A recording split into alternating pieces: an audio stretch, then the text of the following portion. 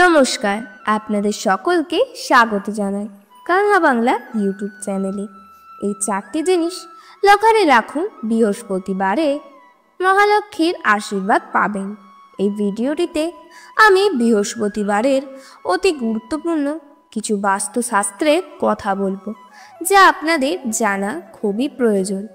বৃহস্পতিবার দিনটিকে ভগবান বিষ্ণুর দিন হিসেবে মান্য করা হয়। সেই সঙ্গে এদিন মা লক্ষ্মীর পূজা করা হয়। তাই এই দিন যদি আপনারা এই বিশেষ বাস্তু উপায়টি সঠিকভাবে করতে পারেন, তাহলে আপনাদের ঘরেও মা লক্ষ্মীর আশীর্বাদ সর্বদাই বজায় থাকবে। তাই এই গুরুত্বপূর্ণ ভিডিওটি অবশ্যই শেষ পর্যন্ত দেখবেন। জ্যোতিষ অনুসারে জন্মছকে বৃহস্পতি ভালো অবস্থানে থাকলে জাতক জীবনে সুখ, শান্তি ও সমৃদ্ধি লাভ করেন।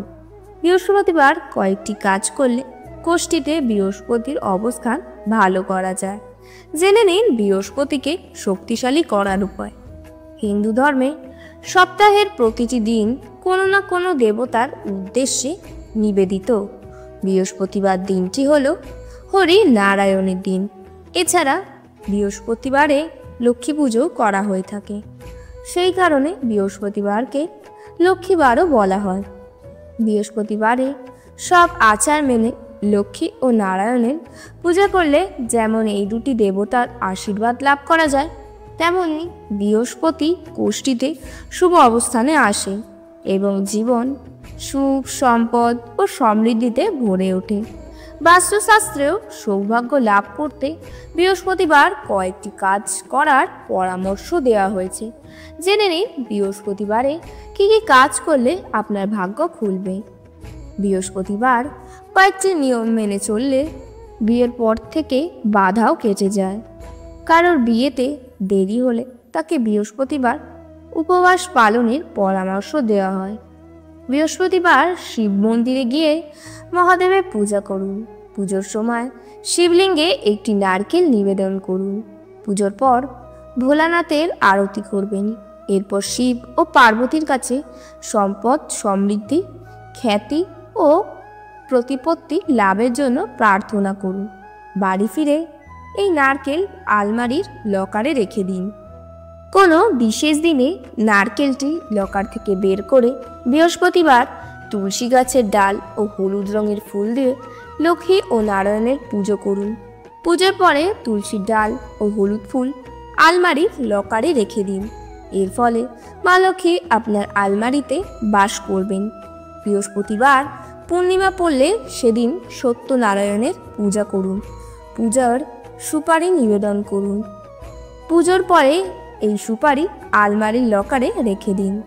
এর ফলে মা লক্ষ্মীর আশীর্বাদে কখনো অর্থাভাবের মুখে পড়তে হবে না আপনাকে। বাস্তু বিশেষজ্ঞদের মত অনুসারে একটি লাল রঙের কাপড় আলমারির লকারে রেখে দেওয়া অত্যন্ত শুভ। এর জন্য বৃহস্পতিবার একটি লাল কাপড় পেতে তার উপরে ঘট স্থাপন করুন। এবার সব নিয়ম মেনে এই কলসের পূজা করুন। পুজোর পরে এই লাল কাপড় আলমারির লকারে রেখে দিন। এর ফলে জীবনে অর্থাগম হবে ও সমৃদ্ধি বাড়বে। এবার আমি আপনাদেরকে তেজপাতার একটি শক্তিশালী টোটকার কথা বলবো, যেটি আপনারা যদি পারেন করতে, তাহলে কিন্তু আপনাদের ঘর থেকে অশুভ শক্তি বিদায় নেবে এবং ঘরে সুখ শান্তি ফিরবে। তাহলে জানুন বিস্তারিতভাবে। ঘরে অশান্তি, রাতে দুঃস্বপ্ন এক নিমেষে দূর করবে তেজপাতার টোটকা। কিভাবে? তেজপাতা খুব খাবারের স্বাদই বাড়ায় না। জ্যোতিষশাস্ত্রেও এর বিশেষ গুরুত্ব আছে।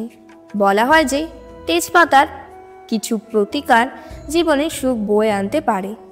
এটি সমস্ত সমস্যা, অশান্তি দূর করতে পারে। চলুন জেনে নেওয়া যাক তেজপাতার কিছু প্রতিকার সম্পর্কে, যা ভাগ্যকে পরিবর্তন করতে পারে ইচ্ছা পূরণের জন্য। জ্যোতিষশাস্ত্র বলছে, যদি আপনার কোনো ইচ্ছা পূরণ না হয়, তবে একটি তেজপাতা নিন। এবার সিঁদুর দিয়ে মনের ইচ্ছাটি লিখে যে কোনো মন্দিরে অর্পণ করুন। এতে আপনার সমস্ত ইচ্ছা পূরণ করবে। ভয় কাটিয়ে উঠতে অনেক সময় ভয়ে ঘুম ভেঙে যায়, বা ভয় সারা রাত জেগেই কেটে যায়। এক্ষেত্রে আপনি যদি বালিশের নিচে তেজপাতা রেখে ঘুমান তাহলে আর ভয় লাগবে না, এমনকি কোনো খারাপ স্বপ্ন আসবে না।